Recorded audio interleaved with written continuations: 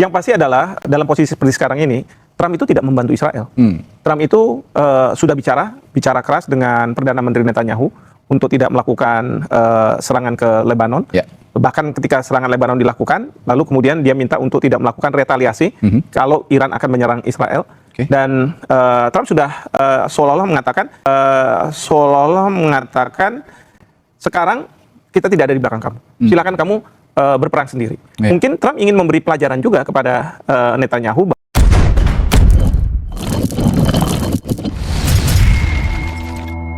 Halo kaum intelektual sekalian. Pak Hikmanto barusan mengatakan seolah-olah Donald Trump mengatakan terhadap Netanyahu.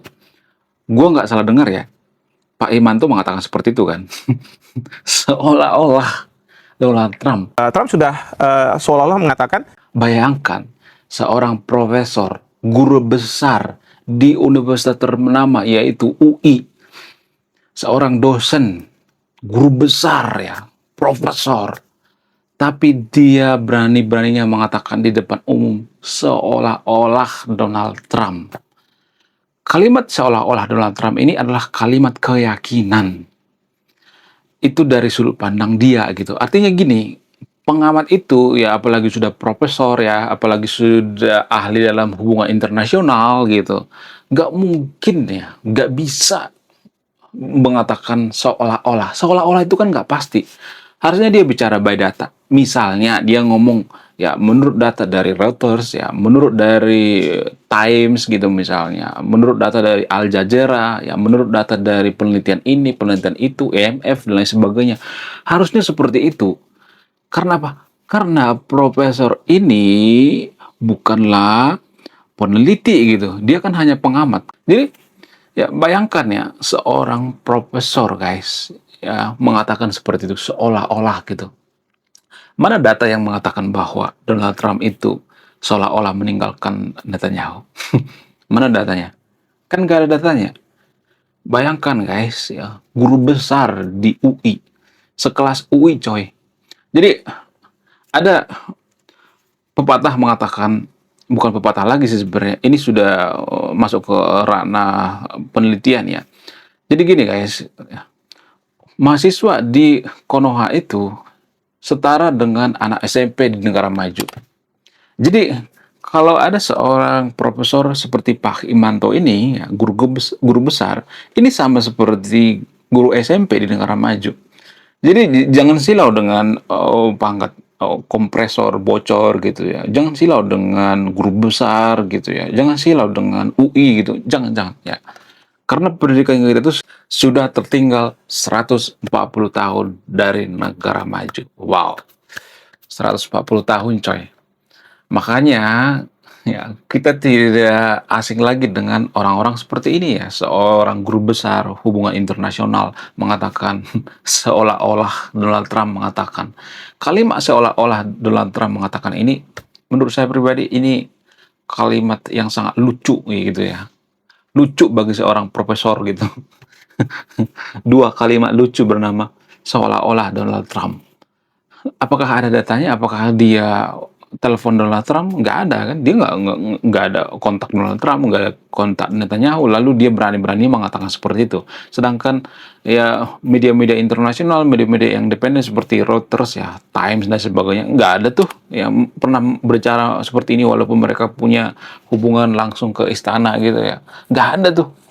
Ya, jadi hal-hal seperti inilah sebenarnya yang perlu kita kritisi ya. Artinya gini ya.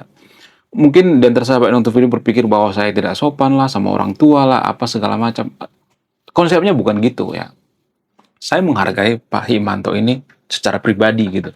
Saya nggak urusan dengan masalah pribadi. Ya. Yang saya kritik itu masalah publik. Ya, saya nggak urusan dengan masalah keluarga Pak Hikmanto. Mau dia punya istri 10, 20, ya mau gimana pun keluarganya, saya nggak ada urusannya. Masalah pribadinya saya nggak ngurusi. Yang saya urusi itu adalah masalah publik. Dia seorang guru besar. Tapi berani-beraninya dia mengatakan seolah-olah Donald Trump di depan umum lagi, di media-media yang besar lagi gitu. Tapi tidak ada satupun orang yang mengkritisi gitu. Jadi ya menurut keyakinan saya ya ini sangat disayangkan ya. Tapi gini guys ya, kalau saya perhatikan di Konoha itu, walaupun dia punya pangkat kompresor bocor ya, kalau dia sudah berhubungan dengan agama, biasanya mohon maaf ya, otaknya akan tumpul. Menurut keyakinan saya, pengamat-pengamat di Konoha itu walaupun guru besar ya, profesor dan sebagainya, mereka biasanya ya berpihak pada seagama, seiman gitu. Kenapa bisa seperti itu? Apa alasannya? Apakah agama itu sangat mempengaruhi? Yes. Makanya berkali-kali saya mengatakan lebih baik kita cari negara sekuler gitu untuk menghindari hal-hal seperti ini kan. Kita pengen jadi negara maju tapi membenci sekularisme, itu kan menjadi permasalahan. Padahal 10 negara maju di dunia ini rata-rata negara sekuler. Coba sebutkan satu saja negara maju di dunia ini yang tidak sekuler. Kalau ada, nanti akan saya kasih buku 3 judul yang saya tulis sendiri.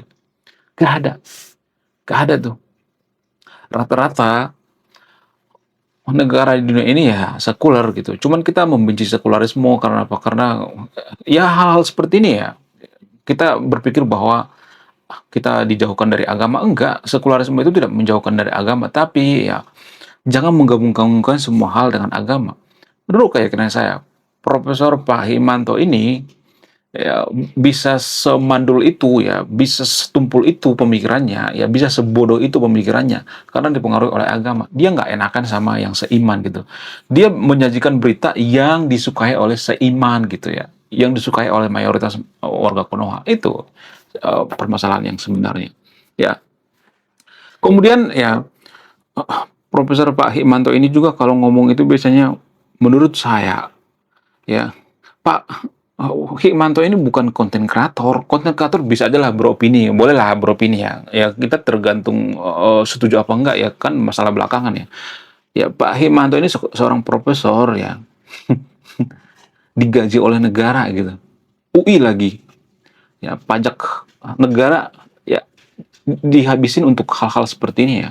Ya untuk kalimat seolah-olah Donald Trump itu meninggalkan Netanyahu gitu. Ya, bayangkan coba seorang profesor ngomong seperti itu. Kacau ya negara kita kayak gini. Aduh. Tapi kalau saya ngomong seperti nanti saya dianggap tidak sopan lah, ya tidak sopan sama orang tua lah. Nggak seperti itu konsepnya Bambang. Nggak seperti itu. Ya mau orang tua mau profesor ya, mau kita nggak punya jabatan apapun ya kalau kita mengkritik ya boleh-boleh aja, sah-sah aja. Saya juga sering dikritik, bahkan saya sering dikata-katain. Nggak percaya nanti di posting-postingan saya tuh sering dikatain bodoh. Tiap hari saya dikata-katain goblok, bodoh, tolol. Tapi saya nggak pernah marah tuh. Ya biasa aja gitu ya. Itu kan hak orang gitu ya. Bahkan dia menunjukkan bahwa dia tidak berkualitas gitu ya. SDM-nya rendah gitu ya. Kecuali misalnya nih ya, saya dibantah pakai data. Oh datanya seperti ini nih ya. Oh, seperti saya misalnya nih, saya bantah Pak Hikmanto. Mana datanya gitu ya. Tapi gini guys ya, saya tidak asal di video ini saya akan memberikan datanya ya. Saya tidak seperti Pak Hikmanto ini yang ngomong itu ngasal gitu ya, seolah-olah gitu. Itu bukan perkataan dari seorang profesor ya, seolah-olah. Profesor itu ilmu pasti gitu ya. Ya harus pasti. Saya tuh jadi curiga ya, jangan-jangan profesornya itu jangan-jangan ya. Menurut dugaan saya, jangan-jangan profesor di Konoha itu rata-rata tesisnya itu plagiat gitu ya. Rata-rata penelitiannya itu plagiat. Ya emang iya gitu ya. Kita kan salah satu negara yang paling dicurigai di dunia seputar penelitian. Kita itu sudah tercoreng nama baiknya guys. Yang nggak percaya, berita baru-baru itu ada wanita yang ketahuan plagiat gitu.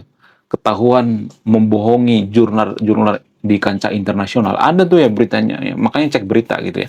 Jadi ya gini guys ya. Menurut data dari Reuters, nggak ada tuh data yang mengatakan bahwa Donald Trump itu sudah meninggalkan Netanyahu. Nggak ada. Mereka berbeda pendapat. Netanyahu dan Donald Trump itu berbeda pendapat. Itu hal yang biasa. Saya juga berbeda pendapat dengan istri saya, dengan saudara saya, dengan ibu saya, dengan bapak saya. Saya sering berbeda pendapat. Tapi apakah tiba-tiba saya ngeblokir ibu saya, ngeblokir istri saya? Enggak juga kan? Atau meninggalkan gitu ya, langsung ditinggalkan gitu. Setiap ada perbedaan pendapat kita ganti istri gitu ya. Setiap ada perbedaan pendapat kita ganti suami gitu. Kan nggak mungkin kan, nggak masuk akal. Jadi yang dikatakan oleh Profesor Hikmanto ini, ya ini ya, menurut saya pribadi sesuatu hal yang perlu dikritisi gitu ya, sangat disayangkan sekali ya. Jadi guys, sebenarnya hubungan Donald Trump dengan Netanyahu itu hanya perbedaan pendapat aja ya.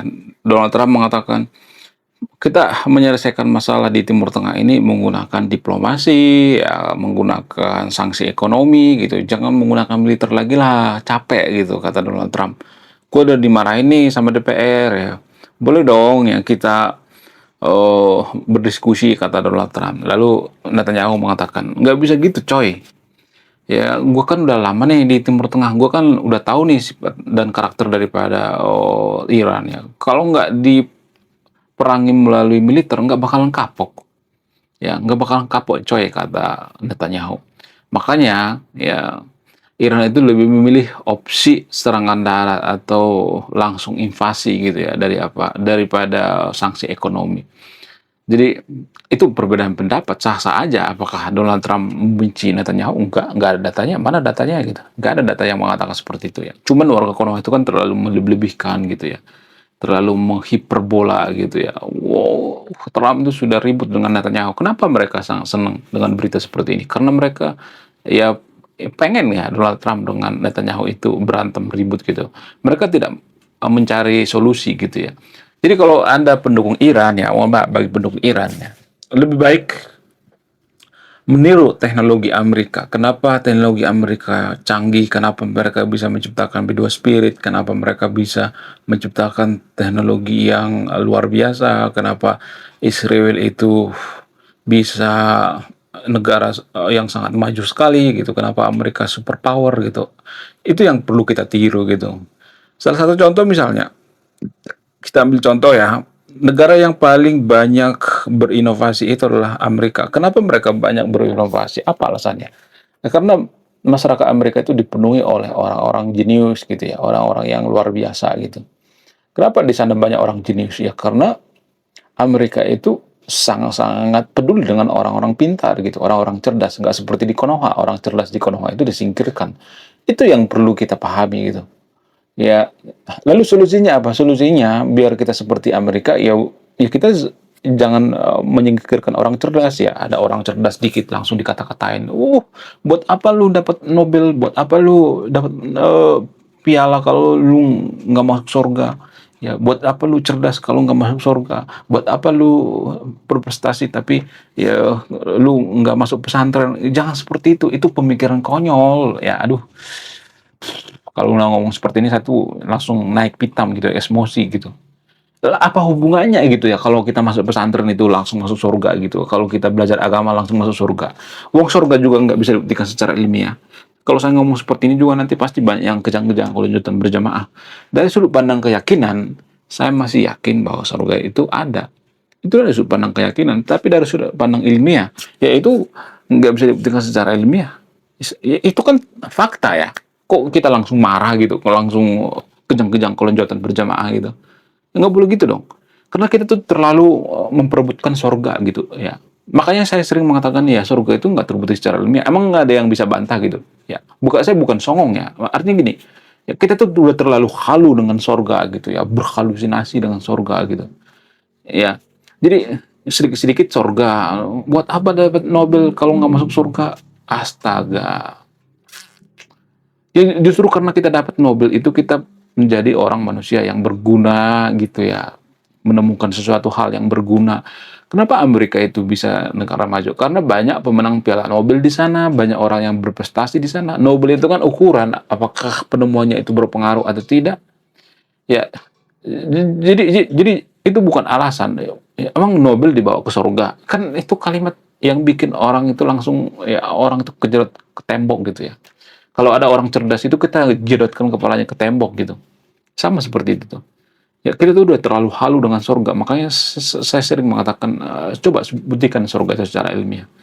Ya, dari sudut pandang keyakinan saya masih percaya dengan surga. Saya masih percaya dengan Tuhan ya. Tapi kita harus ingat gitu bahwa keyakinan itu definisi daripada keyakinan itu ya kita mau percaya suatu hal itu walaupun tidak terbukti secara ilmiah, secara langsung dan secara empiris.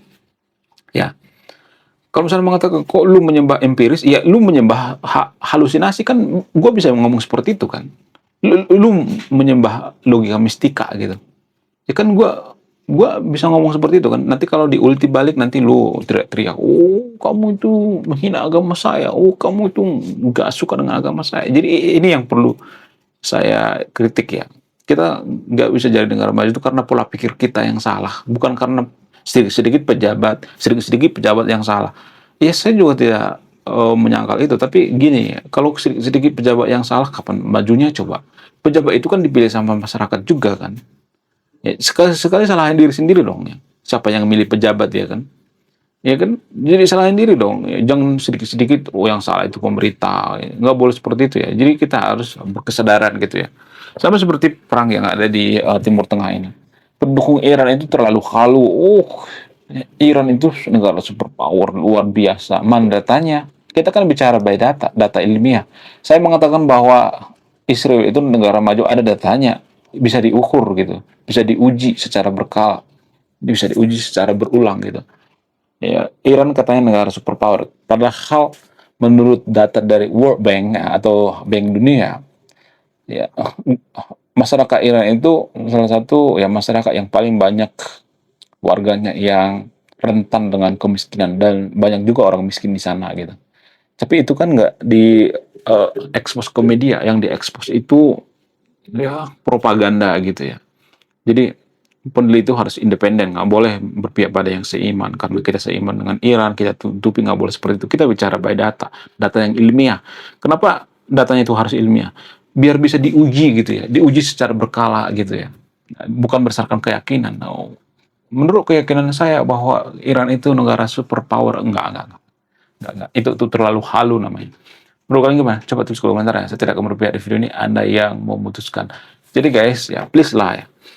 Kita sebagai kaum intelektual ya, kita harus speak up gitu ya. Kita harus ngomong bahwa ya pengamat-pengamat seperti ini kan sebenarnya kan untuk menyenangkan seiman, seagama gitu ya. Profesor Hikmanto ini ya menyenangkan seiman gitu ya. Dia tidak mikir gitu ya, apakah yang saya katakan ini akan dikritisi atau tidak gitu ya. Mungkin dia tidak sampai kepikiran seperti itu ya. Karena mohon maaf ya, kita itu nggak peduli dengan yang namanya pemikiran rasional ya. Masyarakat Konoha itu salah satu masyarakat yang paling rajin berdoa di dunia, tapi paling malas berpikir rasional, berpikir logis, dan berpikir ilmiah ya.